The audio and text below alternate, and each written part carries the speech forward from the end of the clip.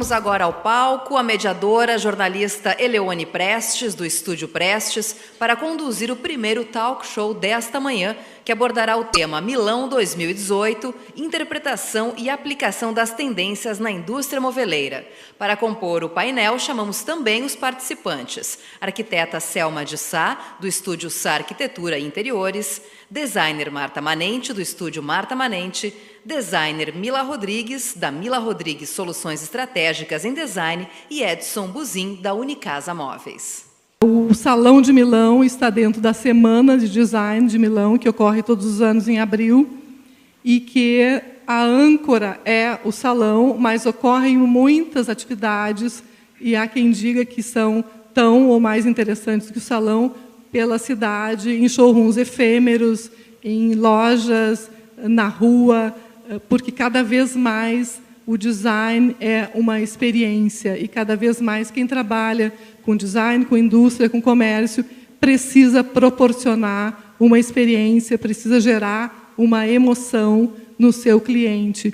Então, a cidade fervilha nessa época, e a gente vê, além do design, a gente vê arte e outras formas de criação que estimulam tanto os criativos, os designers, quanto os especificadores, quanto quem trabalha com curadoria ou com marketing, cada um com a sua visão do que está sendo proposto no que a gente acha que é a maior plataforma de lançamento de tendências para a indústria moveleira. Existem outros eventos internacionais, outras semanas de design, mas Milão realmente tem uma relevância incontestável.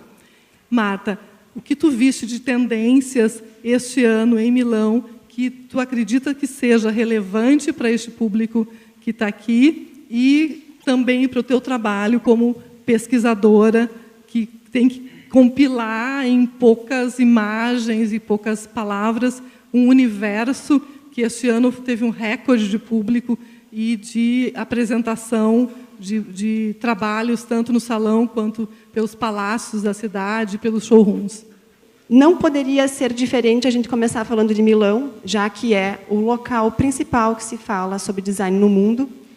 E eu já faço essa feira há 14 anos, fazendo essa leitura para as indústrias, não só para as empresas que eu presto assessoria, mas também fazendo mini-eventos, falando sobre tendências, essa releitura do que acontece, mas principalmente fazendo uma tradução do que a gente vê lá na Itália e do que a gente consegue colocar realmente em prática dentro das indústrias aqui no Brasil. Eu acho que o Brasil ele tem ganhado bastante espaço, não só a gente indo lá buscar a tendência, mas a gente, a partir de agora, também gerando informações para o mundo. Falando um pouquinho de cores. No geral, para todas para todos os elementos, sejam para painéis, sejam para móveis em metal, em tecido, enfim. As cores elas estão mais aconchegantes, tonalidades, a partir dos tons terrosos, com pigmentos acinzentados, mas mais sóbrias, que trazem esse aconchego. As madeiras também dentro dessas tonalidades. A gente ainda costuma bastante aqui trabalhar com o vidro unicolor, uma tinta, cores que fecham a porta do vidro. E, nesse momento, é voltado muito lá para vidros incolores, ou, às vezes, com uma textura muito pequena, que você possa valorizar o que tem dentro do armário. E, sim, fazendo uma estrutura no fundo com uma iluminação, fazendo pontuações, né, da iluminação. As estruturas de frame, né, a gente aqui no Brasil costuma geralmente trabalhar com ambientes que são mais no aspecto industrial, mas esse ano a minha percepção foi de que essas estruturas elas estão num momento mais, eu chamo de um refresh do design.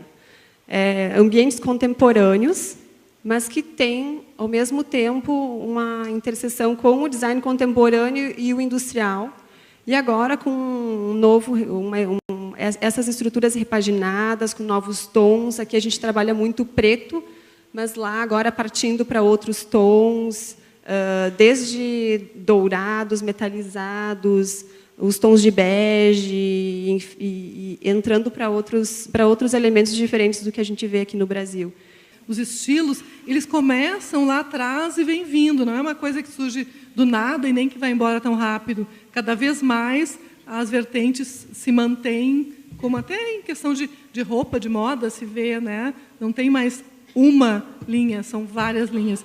E o Edson é uma pessoa que pesquisa há muitos anos, ele vai com uma equipe, com um olhar super técnico. Então, eu acho que tu pode contribuir com duas coisas. Esse teu olhar, como é que tu vai lá, como é que tu olha Milão, como é que tu olha o salão, e deste ano, o que tu destaca para a gente do que tu viste lá? Acho que a pergunta da Eleone já foi mais ou menos nesse contexto. Eu posso dividir em duas formas. Eu não tenho, de verdade, gente, a pretensão de vir aqui e dizer para vocês o que é tendência, o que não é tendência. Eu diria que, em um primeiro momento, o mais interessante é que a gente vai para uma feira imensa. Gente, assim, só para vocês... Quem não tem uma noção, mas são mais de 1.800 expositores. Só da Eurocotina são cerca de 120, entendeu? São 2 pavilhões. Foram 450 mil pessoas para lá. Então, é um movimento do mundo inteiro. Eu diria que o mais importante, quando a gente faz pesquisa, e falando sobre uma ótica da minha área de design estratégico mesmo, a gente tem que ter olhos para o mundo. Milão, sim, Milão se concentra, Milão faz a entrega, mas o mundo todo se movimenta em prol disso. Os outros lugares, a Alemanha, todo mundo faz um trabalho escandinavo, todo mundo faz um trabalho bastante interessante. Então, é muito importante a gente ter esse olho para movimentos do que está acontecendo no mundo. Claro, traduzindo, então, um pouquinho sobre Milão, porque lá está concentrado o show, vamos dizer assim, é muito importante. Mas, gente, diante de todo esse cenário, de todos esses expositores, de tudo que tem lá, é uma profusão de informações tão grande que é difícil até a gente filtrar e a gente dizer assim, bom, isso... Claro que tem, da mesma forma como todos os meus colegas aqui, a gente olha para algumas coisas e a gente vê que algumas coisas são apontamentos super bacanas que a gente tem que ficar olhando. Mas eu acho que tem uma reflexão bem importante que eu gostaria de fazer, ainda antes de falar um pouquinho das coisas que eu considero como produto bem importante, é a estratégia. A gente vai para lá?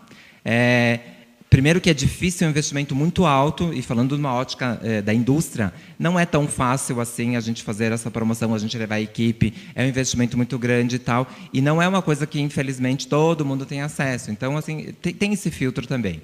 A gente vai para lá e também não é um copiar e colar. A gente não vai lá olhar e vem para cá e já aplica, e já começa a fazer. Não é assim, entendeu? Por mais que ainda exista um estereótipo, um pensamento, achando que se vai lá para copiar, eu acho que as empresas sérias, as empresas que fazem um bom trabalho, e nós temos várias, muitas, né? Tem também quem copia, né? Infelizmente, mas eu acho que o que vale é a interpretação, é o estudo. Falando sobre a ótica de marketing, não adianta nós irmos lá e vermos uma sacada super bacana, genial, super legal, e a cultura, e os outros aspectos, e a funcionalidade. Nós temos que respeitar um monte de coisas. Nós vamos lá e enxergamos uma marca e achamos maravilhoso, mas a minha marca tem identidade com essa? Não é somente o produto, é toda uma adaptação, uma linguagem, uma interpretação, voltar para o Brasil e entender que o meu trabalho, a minha marca, ela está se posicionando de tal forma, com tal público, é isso que eu quero, vai fechar a conta, entendeu? Então, fazer esse filtro de todas essas informações, de todas essas proposições, e das grandes marcas, sim, existem as grandes marcas que são referências, que a gente olha, que a gente segue, que a gente quer saber, mas a gente não quer saber somente de produto, porque uma coisa está vinculada à outra. Eu preciso entender da estratégia, eu vou ter esse produto, eu tenho esse consumidor, que comunicação eu tenho, que PDV eu tenho, como é que eu mostro, como é que eu comercializo, como é que eu embalo. Então, todas essas variáveis, elas fazem um sentido para a gente poder fazer uma oferta de produto. Por isso que eu acho extremamente importante, sim, a gente vai olhar produto, a gente vai ver essas referências, mas eu acho que o mais importante é saber que propósito tem essa marca. O que ela quer com isso? Eu me identifico, eu volto para o Brasil, a minha marca também consegue fazer isso, porque essas tipicidades, esses filtros, naturalmente vão acontecendo. Respeitar culturas, tentar entender a sua empresa, que identidade você tem com aquela que você está olhando e o que cabe aqui no Brasil. Como, por exemplo, os milênios. Então, a gente hoje fala muito, como é a casa dos milênios? Os milênios querem ou precisam espaços mais compactos. Eles vivem mais em comunidade. Então, tem os espaços que são comuns, que são bacanas, mas, por exemplo, a casa é menor. A gente fala em apartamentos de 20 metros quadrados, de 30 metros quadrados. Aí a gente fica imaginando, é uma verdade. É um movimento bastante grande que está privilegiando muito mais, nas grandes metrópoles, muito mais o endereço, a localização. Então, as pessoas precisam morar mais próximos dos seus trabalhos, ter um acesso mais fácil. Mas como ficam as casas dessas pessoas, os apartamentos? Eu fico imaginando, por exemplo, assim, em 20 metros quadrados, a cama, no mínimo, ela tem que ir para a parede. Ela não pode ficar ali de uma forma normal. Exato. Então, assim, eu acho que... Já voei até para a cama, né? Estava na cozinha, já fui para... Mas, enfim, num contexto geral, eu acho que tem que pensar muito nesses aspectos de o que a gente entrega para a necessidade das pessoas nesse momento. É a gente procurar essas alternativas dentro do contexto do mobiliário, do planejado, que daí eu fico bem feliz, porque acho que esses espaços menores mais necessidade tem ainda, porque cada cantinho tem que ser aproveitado, porém, tem que ser inteligente. Aí são 2 movimentos. A gente fala muito dos móveis inteligentes, a inteligência dos materiais, enfim, sim, esses móveis têm que ser inteligentes e cada vez mais está havendo uma necessidade, uma disponibilidade ou uma diferenciação com produtos inteligentes, né? Que a gente está chamando de smart materials, ou seja, não são mais aqueles produtos que simplesmente têm um papel de esteticamente estar agradando as pessoas. Hoje eles têm que ser muito mais que isso. A gente tem materiais que se regeneram, entendeu? Que se você riscar, que eles podem voltar ao normal, entendeu? Então, assim, com algumas técnicas para isso, enfim, uma série de coisas que vão acontecendo, por isso que eu falo muito que é olhos para o mundo, não apenas para Milão, que é o respeito, acho que é super importante, mas do que está acontecendo no mundo e o que está acontecendo no mundo, fazendo uma leitura para as nossas realidades. Então, eu pergunto para a Mila, como é que tu lida com tudo isso e transpõe para os teus clientes? Porque, obviamente, a Mila, ao fazer o mesmo caso, de certo modo, da Marta, né? Ao trabalhar com a indústria, ela tem que entender o que a indústria tem condições de produzir, quais são as matérias-primas com as quais ela lida, e, dentro disso, entregar uma orientação, uma estratégia, né? A gente está vendo muito pelo mundo, por exemplo, fibras, e eu sei que uma das indústrias para as quais ela trabalha lida bem com isso, então tu acaba apurando o teu olho em relação a isso, mas sem deixar de ver o todo, né, como o Edson e a Marta falaram. Todo profissional tem que viabilizar essa experiência, se puder 1, 2, frequentemente, espaçadamente, mas é uma experiência engrandecedora. Eu acho que é realmente um lugar onde centraliza toda a criação do mundo, é um grande show em que cada empresa que se esforçou quer aproveitar aquele momento de show para mostrar o melhor de si. Então, é um lugar em que realmente você vai vivenciar experiências incríveis. Cada profissional vai para uma feira com um olhar diferente, né? Cada um aqui conta um pouco do seu olhar. E como eu trabalho entre criação, né, o núcleo de designers de criação e a empresa, que é a viabilizadora, o meu olhar ele fica... tem que ficar aberto. Acho que o olhar do Edson também é bem nesse sentido, né, de interpretar tudo o que está acontecendo e canalizar isso num objetivo. Eu queria salientar que Milão não é... Eu tenho muito receio quando a gente fala de palavras como tendência, que tendência não é uma forma de bolo que você põe os ingredientes e aquele bolo vai ficar lindo, cresceu, pronto, não vai solar, não, né? Ele vai ficar maravilhoso. Não é. Milão, na verdade, é uma união de inúmeras empresas que estão estudando tendências, né? É tudo que o mundo está mostrando que tende comportamento a um ponto, tende a determinadas cores que vão trazer conforto para o usuário em determinados sentidos. Então, lá é, na verdade, um grande ensaio do que cada uma daquelas empresas interpreta do que tendência vai falar a respeito deles. Então, não existe uma regra. Existem... a tendência ela procura mostrar o que o comportamento humano está fazendo, está movimentando e se modificando, e para a gente ir pensando ações a curto, médio e longo prazo. Então, a gente tem que pegar num mundo globalizado, com comportamentos tão diferentes, com guetos e interesses tão distintos, que existem inúmeras formas de tendência. Então, a gente tem que olhar para a empresa e ver o que essa empresa quer produzir, o que ela se oferece como técnica, quem é esse público que ela quer atingir e de que forma ela vai atingir isso, vindo de encontro a tudo que está se mostrando que é o caminho para ter resultados de curto, médio e longo prazo. Ele está falando da geração millennial, tá? Não é isso? É um consumo a médio e longo prazo, né? Então, são formas muito amplas de se ver. O que eu olho muito, eu acompanho as empresas propriamente ditas, o que é que eles estão mostrando num ano, no ano seguinte, no outro ano, como expressão. E expressão é tudo. É o que eles estão mostrando como valor agregado no produto, como eles estão usando para, no geral, fora do produto, naquele contexto, para que aquilo contribua na imagem do que eles estão propriamente vendendo. Então, é um conjunto de fatores que faz com que você tenha a leitura do que é que aquela empresa quer vender como imagem, como identidade.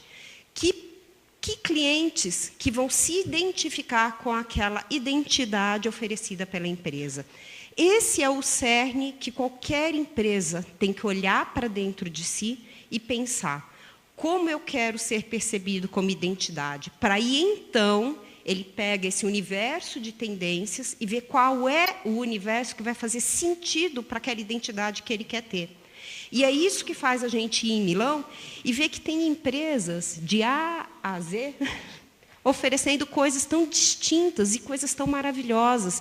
E a gente consegue perceber que existem empresas que atingem um determinado perfil, outras têm outros perfis. E isso é muito enriquecedor. O vínculo, né? Porque moda e decoração, design, são comportamentos. A Selma depois vai falar sobre isso também. Isso. Né? Então, a Irmé é uma empresa conhecida global, mas ela comunica a personalidade dela local, que é conhecida pela essência, pelo primor da execução, por toda aquela carga, né, que uma marca francesa traz já agregada, né, já vem embutida no seu DNA. E aqui, quando você me fizer a pergunta sobre o design, o Brasil em Milão, sim, eu acho que o Brasil tem sido visto cada vez mais lá fora, as pessoas admiram, gostam do nosso resultado. Não é só Milão, nós tivemos o ano passado um evento no Museu de Arte da Filadélfia, em que foram convidados os três designers antes dos 40 que indicavam o futuro do mundo.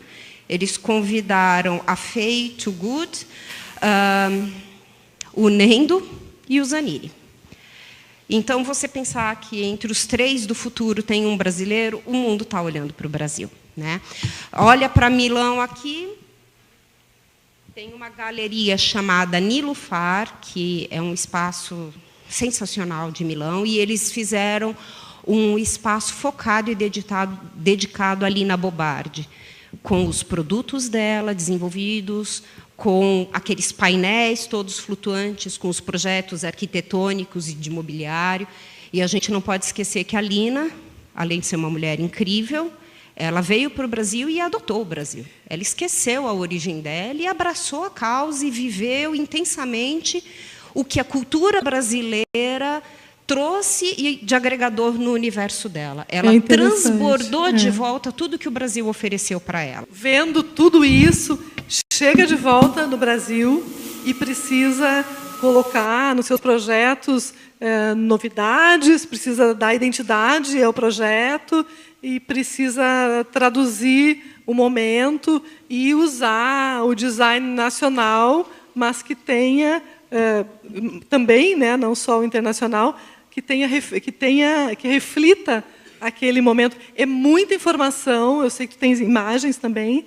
A Selma tem imagens de indústrias, de locais fora também do salão, da feira principal que ela visitou.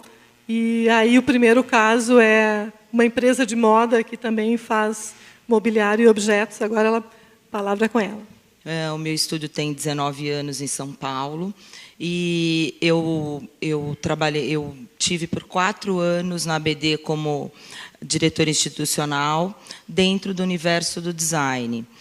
E eu já estou há algum tempo frequentando anualmente a Feira de Milão. E, na verdade, assim, eu acho que eu vou muito na linha do que o Edson falou.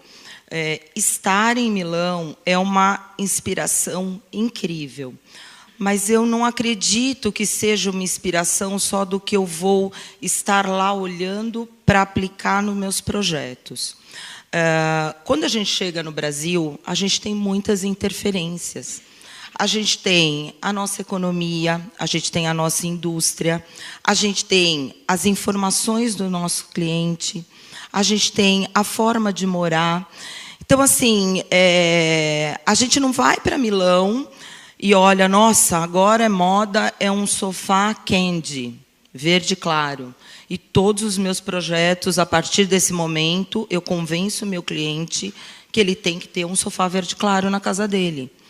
Porque as coisas no Brasil, elas têm que ser mais atemporais, eu acredito. Eu acho que uma casa tem que sobreviver muito além de uma tendência ou de uma moda. Porque a moda, até na moda, no segmento de moda, o fast fashion veio para você rapidamente descartar uma peça que, teoricamente, é a peça da moda.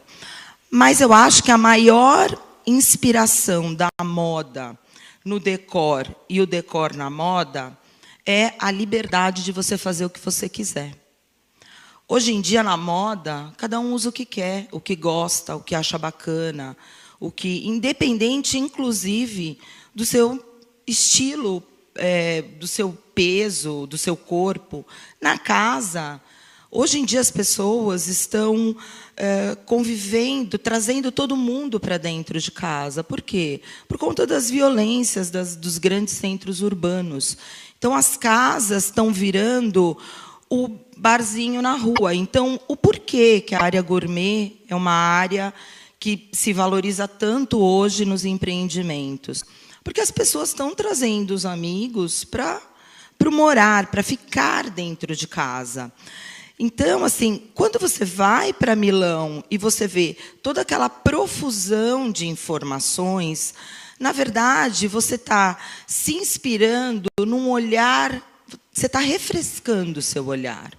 Você está vendo possibilidades de colocar uma peça de uma forma diferente, de fazer um acabamento, um chanfro, usar um puxador de uma forma diferente, abrir uma porta diferente, porque muitas tecnologias que nós vemos lá, elas demoram para chegar aqui, ou às vezes nem chegam.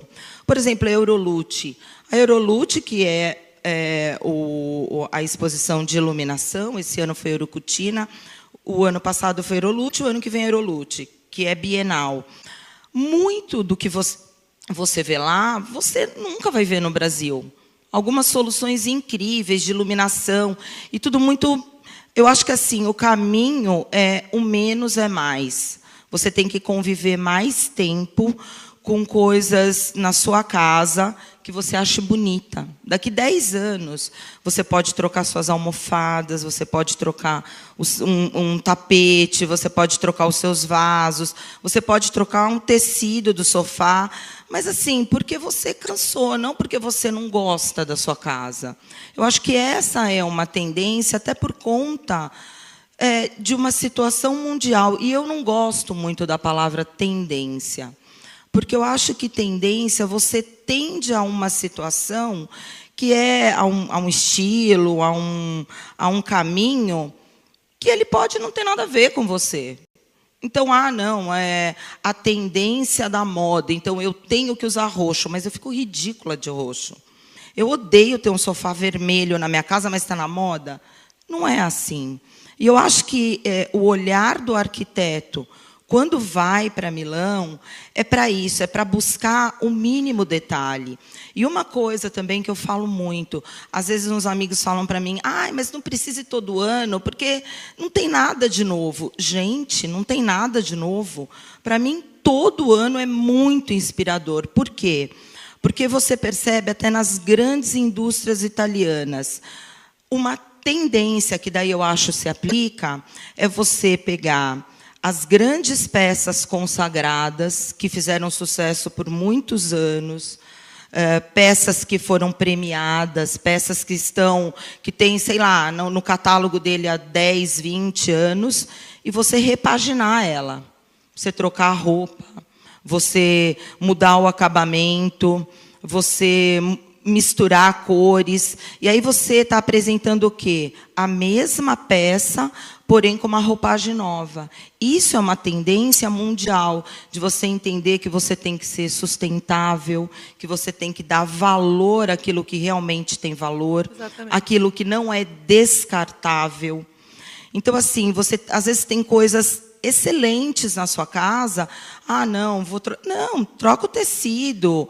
Vamos ser sustentável. O mundo tem que caminhar para a sustentabilidade. Sim. Em todos os sentidos, inclusive no comportamento. E uma boa peça de design é como uma boa obra de arte. O brasileiro em si, ele não tem muito essa coisa da valorização do que é o patrimônio. O brasileiro meio que pensa que tudo tem que ser novo, impecável, e não, isso está velho, isso aqui já era da minha avó, eu não quero mais.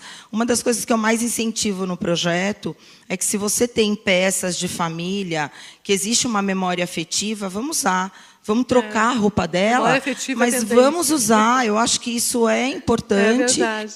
Eu acho que isso faz parte da história. O que a gente produz, a indústria, ela deve ir para Milão, mas ela deve voltar para cá, como o Edson fala, e valorizar o que é nosso, porque o mundo gosta disso. Então, assim, é importante estarmos atentos, porque existem materiais preciosos, lindos no Brasil, coisas inimagináveis, coloridas, de uma natureza absurda, e o mundo está de olho no Brasil nesse sentido. Inclusive, a quarta maior fortuna da Itália é de uma empresa que o foco dela é explorar o material brasileiro. Ela extrai o material brasileiro de várias partes do Nordeste, aquela área de Pernambuco, de Vitória de Minas, e leva para fora do Brasil. E o que fica aqui é muito pouco. Então, assim, vamos ficar atentos a começar a especificar mais o nosso material, que é maravilhoso, incrível, e as pessoas não... Leia-se Marco Antolini. Hã? Leia-se Antolini. Antolini. É a quarta maior fortuna da Itália, feita extraindo as nossas pedras e levando para a Europa, e o mundo quer os granitos exóticos, os quartzitos exóticos brasileiros. A gente tem várias áreas do Brasil, são incríveis mesmo.